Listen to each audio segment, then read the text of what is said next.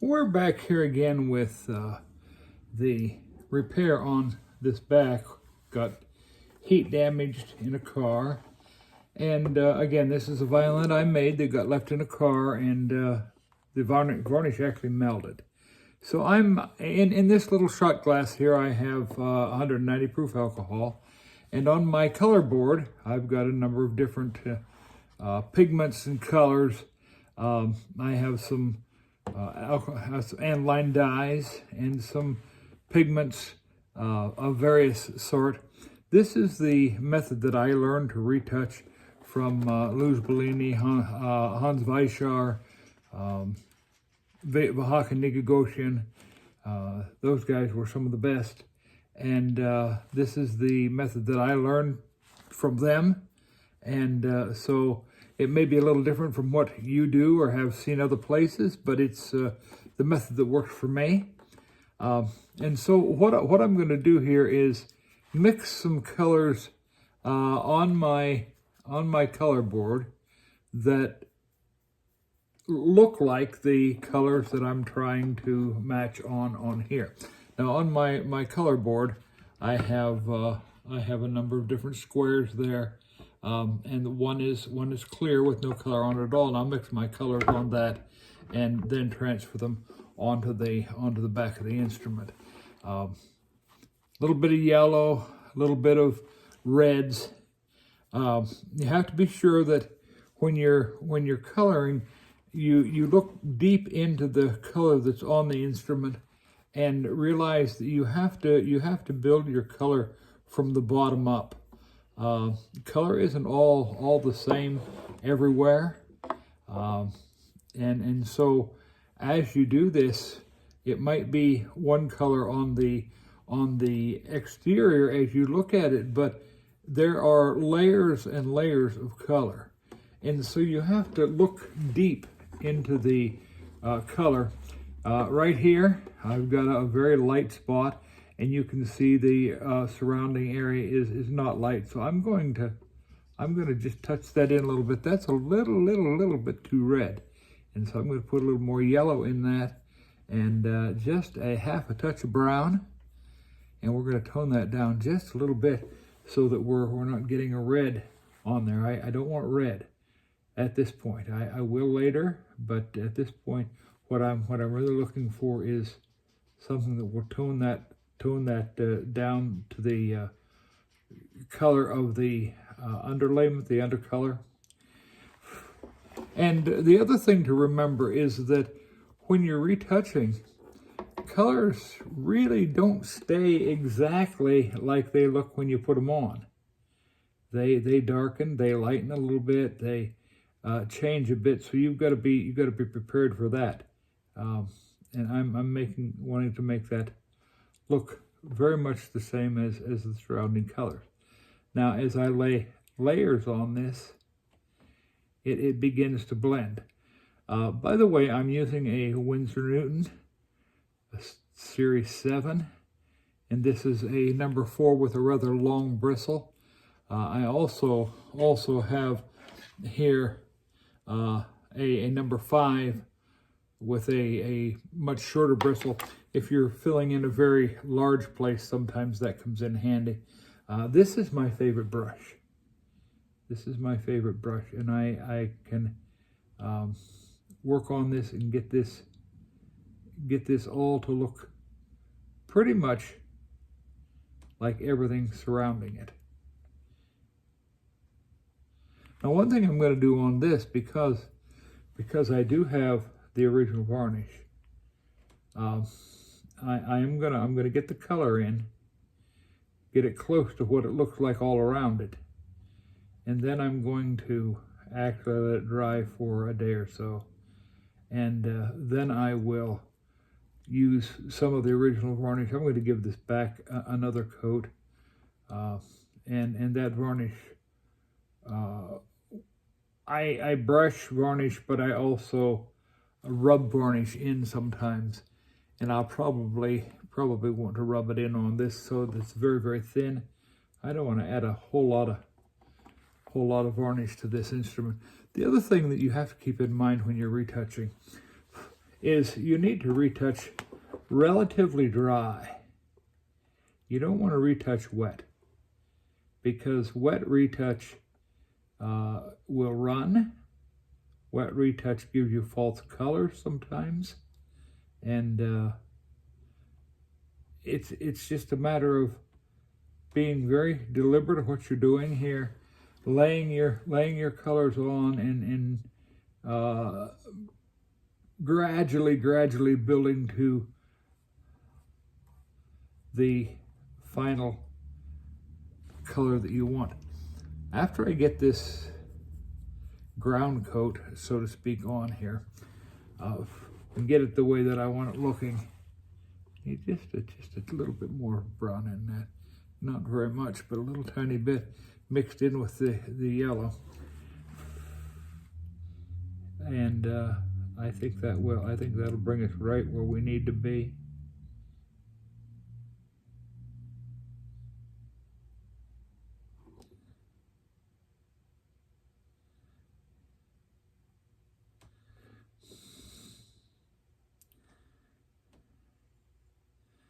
Retouching is exactly that. You a little bit here, a little bit there. You see what needs to be colored to meet the surrounding area, and it's all an art. You're painting a picture, but this time you're painting a picture of wood.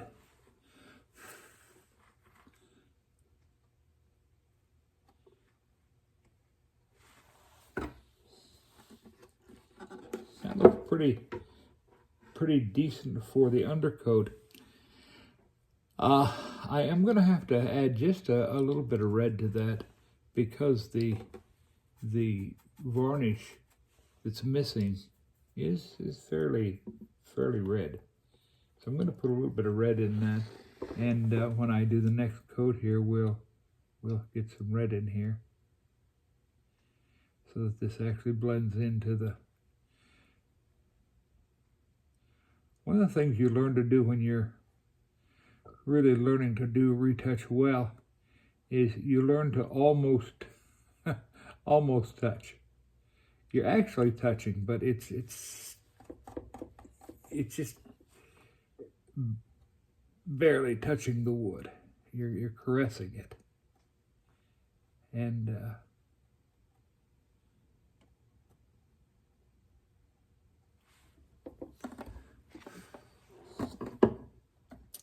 a very dry brush.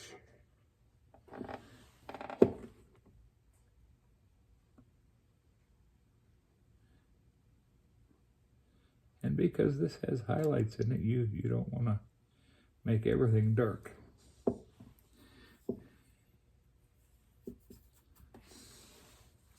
I like to keep a piece of paper toweling here just to dab my brush on. And now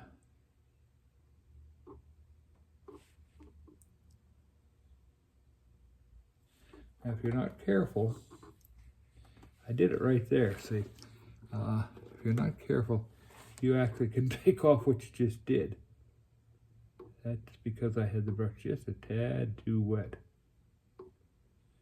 And I don't want that brush to be that wet, so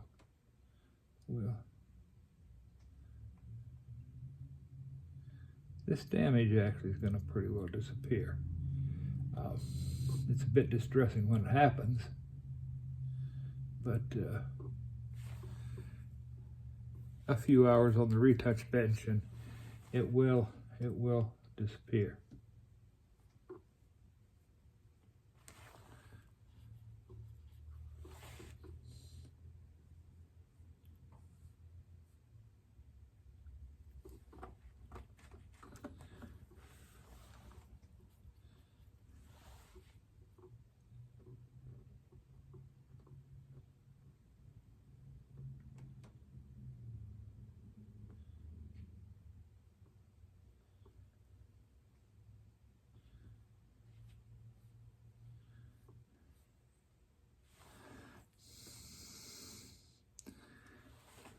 Just a little area here that's being rebellious and wants to not take the color like it should. And we'll fix it though. Just takes patience. And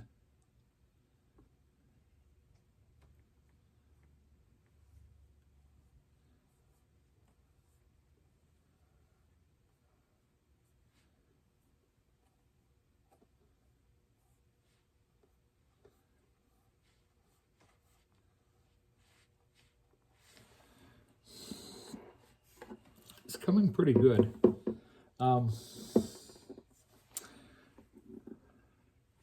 I think I see a little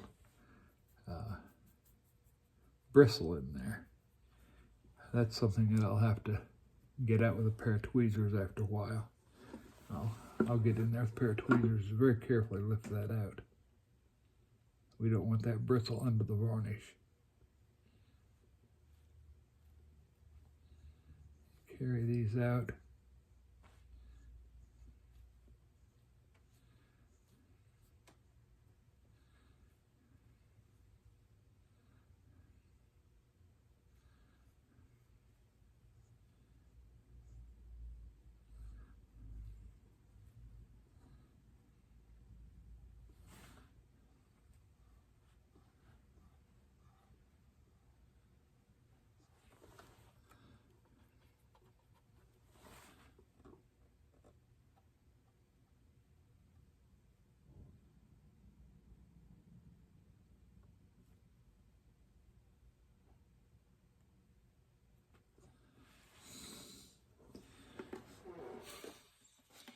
I think I'm going to let that rest for now. I'm hoping that we'll let it rest just a little bit, and then I'll rub it just very lightly, hardly at all, and go back at it again. If we have any place that's too light or the color is not quite right, I can actually, with a little alcohol, adjust that, and we can make all this just blend right in. I have a little dark place there, so with a little alcohol, I just pulled that off.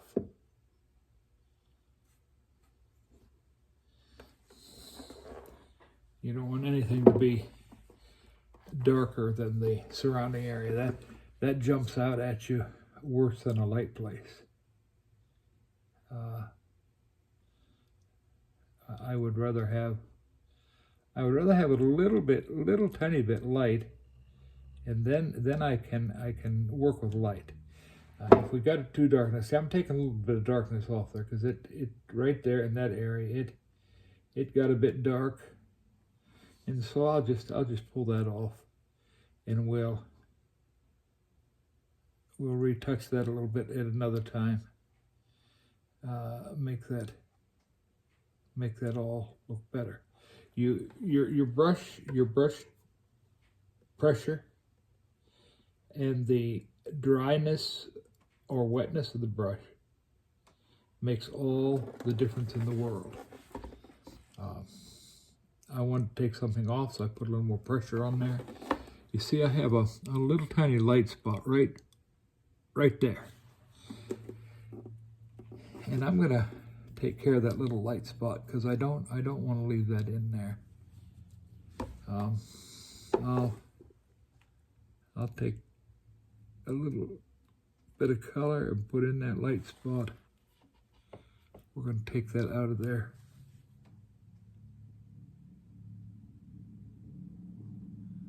A little bit there, a little bit there, tiny little bit there. Now I've got a light spot up here that I'm going to probably not do a whole lot with at this time. I'll let this rest a little bit, and then I'll come back at it tomorrow maybe, and we'll finish up all the light spots there and make sure nothing's too dark anywhere, and then I'll top coat this with a varnish that looks similar to what's on the whole rest of the instrument. That way everything will blend in correctly. This that I'm using is Spirit based colors. They dissolve in alcohol.